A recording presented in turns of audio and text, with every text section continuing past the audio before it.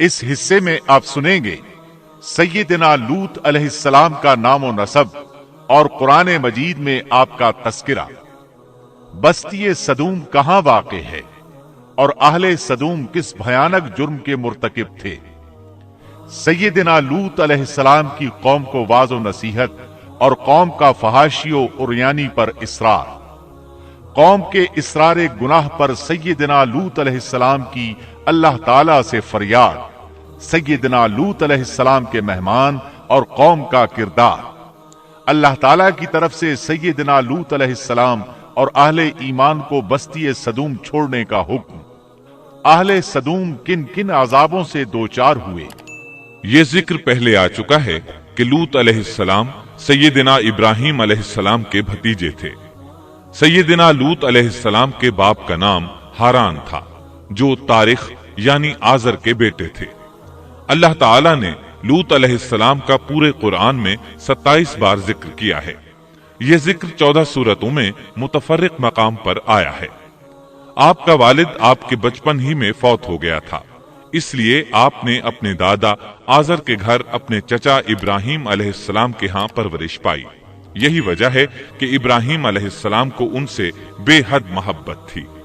جس وقت پوری قوم سیدنا ابراہیم علیہ السلام کے خلاف اٹھ کھڑی ہوئی اور انہیں آگ میں ڈالا گیا، اس کٹھن وقت میں صرف لوط علیہ السلام ہی وہ شخصیت تھے جو آپ پر ایمان لا چکے تھے، جیسا کہ اللہ تعالی نے فرمایا، ان پر لوط ایمان لے آئے۔ پھر جب ابراہیم علیہ السلام نے ہجرت کی تو لوط علیہ السلام نے بھی ان کے ساتھ ہجرت کی۔ اللہ تعالی فرماتے ہیں، اور کہنے لگے کہ میں اپنے رب کی طرف ہجرت کرنے والا ہوں، وہ بڑا ہی غالب اور حکیم ہے۔ اس سے پہلے ہم ذکر کر آئے ہیں کہ جب ابراہیم علیہ السلام مصر سے فلسطین واپس چلے گئے تو آپ نے اپنے بھتیجے لوط کو صدوم بستی کی طرف بھیج دیا۔ یہ بحر مردار کے پاس ایک بستی تھی، تجارتی مرکز اور مسافروں کے لیے آرام کی جگہ تھی۔ یہ کافر قوم تھی، ان میں ایک بھی مومن نہیں تھا۔ اللہ تعالیٰ فرماتے ہیں، پس جتنے ایماندار وہاں تھے ہم نے انہیں نکال لیا، اور ہم نے وہاں مسلمانوں کا صرف ایک ہی گھر پایا۔ یہ سب لوگ کافر تھے، لوگوں میں سب سے زیادہ فاسق اور فاجر تھے۔ ان لوگوں نے ایسی برائیاں ایجاد کی کہ ان سے پہلے کائنات میں کسی نے نہ کی تھی۔ چنانچہ اللہ فرماتے ہیں، جب لوط نے اپنی قوم سے کہا، تم ایسی فحاشی اور بے حیائی کا ارتکاب کرتے ہو جو جہانوں میں تم سے پہلے کسی شخص نے نہیں کی۔ پھر اللہ فرماتے ہیں، کیا تم عورتوں کو چھوڑ کر مردوں سے حاجت پوری کرتے ہو، بلکہ تم حد سے بڑھنے والی قوم ہو۔ اس کام یعنی اغلام بازی اور جنسی بے راہ روی کو قوم لوط نے شروع کیا، لیکن بعض کہتے ہیں یہ تو فطری چیز ہے اور بعض کہتے ہیں یہ جنات سے شروع ہوئی۔ بہرحال یہ فسق و فجور اور گھناؤنا جرم اسی قوم سے شروع ہوا۔ فرشتوں کی زبانی اللہ تعالی نے فرمایا، فرشتوں نے کہا کہ ہم گناہگار قوم کی طرف بھیجے گئے ہیں۔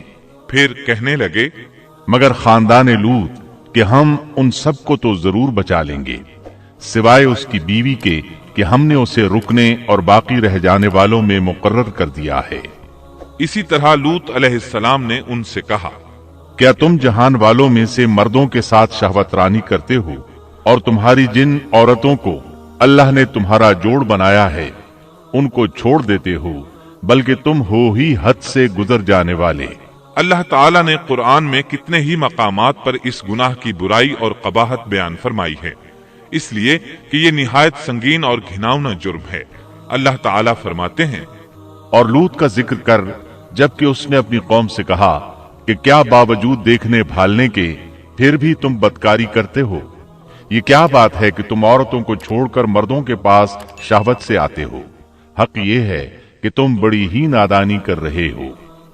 اللہ تعالیٰ نے اس قوم کی قبیح خصلتوں کا جتنا ذکر کیا ہے کسی اور قوم کا نہیں کیا۔ انہیں کافر، مجرم، جاہل اور حد سے بڑھنے والا کہا گیا، کہیں فضول خرچی کرنے والے اور فاسق کہا گیا۔ یہ تمام برائیاں ان میں موجود تھیں۔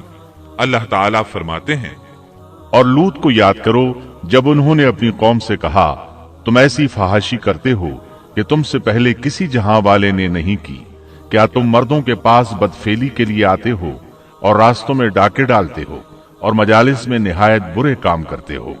ये लोग इस कदर खबीस थे कि भरी मजलिस में बुरे बुरे काम करते थे। मसलन सबकी मौजूदगी में जोरदार आवाज के साथ हवा खारिज करते, फिर अपनी इस हरकत पर हंसते। गरज ये कि बुराई की तमाम तर सिफात इनमें मौजूद थी।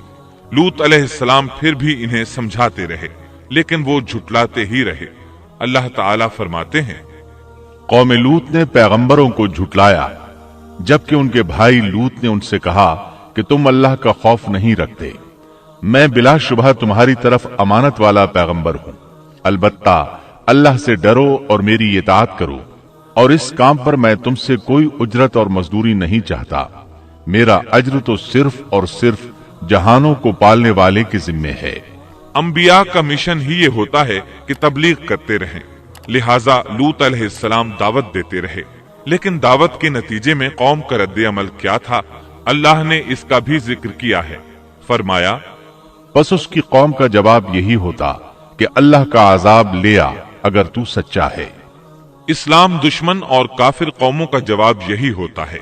कौम आद और कौम समूद ने भी यही जवाब दिया था। दूसरी आयत में है, लूत ने उन्हें हमारी पकड़ से डराया, यानी उन्होंने कहा, ए कौम, अल्लाह की पकड़ से और अजाब से बच जाओ, मोहतात हो जाओ। उसकी लाठी बेआवाज है, लेकिन वो डराने वालों से भी झगड़ते ही रहे। एक और आयत में अल्लाह फरमाते हैं, और उनकी कौम से कोई जवाब न बन पड़ा बजुज इसके कि आपस में कहने लगे कि इन लोगों को अपनी बस्ती से निकाल दो, ये पाकबाज बनने की कोशिश करते हैं। चूंकि ये सब के सब लोग फहाशी, उरियानी, बेहयाई, बेगैरती, फिस्क व फुजूर और बदकारी में मसरूफ थे, इनके नजदीक पाकीज़गी इख्तियार करना बेमाना काम बन चुका था। लूत अलैहिस्सलाम और उनकी बेटियों के अलावा कोई शख्स पाक न था। सब के सब गिलाजत में डूबे हुए थे। चुनाचे उन्होंने लूत अलैहिस्सलाम को अपनी बस्ती से निकाल बाहर करने का फैसला किया। कहने लगे, ए लूत, अगर तू अपने इस वाज़ो नसीहत से बाज ना आया तो जरूर तुझे निकाल दिया जाएगा। इस पर लूत ने फरमाया, मैं भी तुम्हारे इस घिनावने अमल से बेजार हो चुका हूं। चुनाचे लूत अलैहिस्सलाम उस मौके पर वहां से निकल आए और अपने रब से यूं दुआगो हुए, ऐ मेरे परवरदिगार, मुझे और मेरे अहल को इनके अमल से बचा ले और नजात अता फरमा। कितनी ही आयात में है कि इन लोगों ने लूत अलैहिस्सलाम को बस्ती से निकालने का अज़्म कर रखा था, और लूत अलैहिस्सलाम इस पूरी बस्ती में बेयारो मददगार थे। वहां उनका कोई खानदान तो था नहीं, लिहाजा घर में ही बैठे रहे, दुआ करते रहे, ऐ परवरदिगार, इस फसादी कौम के खिलाफ मेरी मदद फरमा। इस दुआ से इस कौम की एक और खसलत मालूम हुई, और वो ये कि वो फसादी भी थे। सो अल्लाह ने दुआ कबूल फरमाई, फरिश्ते भेजे, जिब्राइल, मीकाइल और मलकुल मौत, और बाज रिवायात के मुताबिक इसराफील को भी इनके साथ भेजा गया। वो सबसे पहले इब्राहिम अलैहिस्सलाम के पास आए ताकि उन्हें इसहाक अलैहिस्सलाम की बिशारत दें। आखिरकार यहां से फरिश्तों ने सदूम का रुख किया। ये फरिश्ते वहां नौजवान लड़कों की सूरत में पहुंचे, उनकी टोलियों के पास से गुजरे ताकि उन्हें आजमा लिया जाए, उन पर हुज्जत कायम हो जाए। मतलब ये कि अल्लाह ताला ने फरिश्तों से कहा था कि उन लोगों को उस वक्त तक हलाक न करना जब तक कि उनके नबी को उन पर इल्जाम लगाते न देख लो। चुनाचे ये फरिश्ते नौजवान और खूबरू लड़कों की सूरत में बस्ती के किनारे पहुंच गए। लूत अलैहिस्सलाम की एक बेटी बस्ती से बाहर किनारे पर रहती थी। जब उसने उन्हें देखा तो डर गई। उसने सोचा, हमारी कौम के लोगों ने अगर इन्हें देख लिया तो जरूर इनसे बुराई करके रहेंगे। इसलिए वो अपने वालिद लूत अलैहिस्सलाम की तरफ दौड़ी। उनके पास पहुंचकर कहने लगी, मैंने चंद नौजवान लड़कों को देखा है और मैं उनके बारे में खौफजदा हूं। लूत अलैहिस्सलाम जल्दी से उनकी तरफ आए, उनसे पूछा, आप कैसे आए हैं? उन्होंने बताया, हम आपके मेहमान हैं। लूत अलैहिस्सलाम चाहते थे उन्हें बाहर ही से दूसरी तरफ रवाना कर दें, लेकिन जब उन्होंने कहा कि हम मेहमान हैं तो वो उन्हें जाने के लिए न कह सके।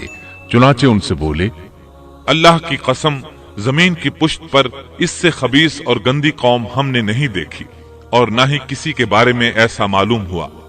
आपने दोबारा, सहबारा और फिर चौथी बार भी उनसे यही बात कही ताकि उन नौजवानों को हालात का इल्म हो जाए। وہ بھانپ لیں، لیکن وہ تو فرشتے تھے اور لوط علیہ السلام کی قوم کے خلاف گواہی تلاش کر رہے تھے۔ آخر لوط علیہ السلام انہیں اپنے گھر لے آئے، انہیں بٹھایا۔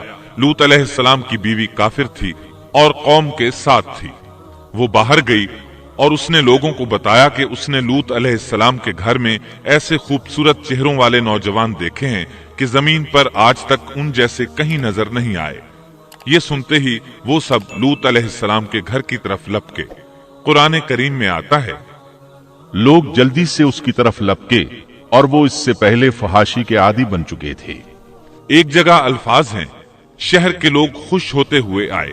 وہ اس حد تک فاسق اور فاجر بن چکے تھے کہ خوش ہوتے ہوئے وہاں آئے تاکہ ان خوبصورت لڑکوں سے لذت حاصل کر سکیں۔ یہ گھر کے سامنے پہنچ گئے تو لوط علیہ السلام انہیں روکنے کے لیے گھر سے نکلے۔ ان سے فرمایا، اے میری قوم، تمہاری خواہش کے لیے میری بیٹیاں موجود ہیں، یعنی قوم کی عورتیں موجود ہیں۔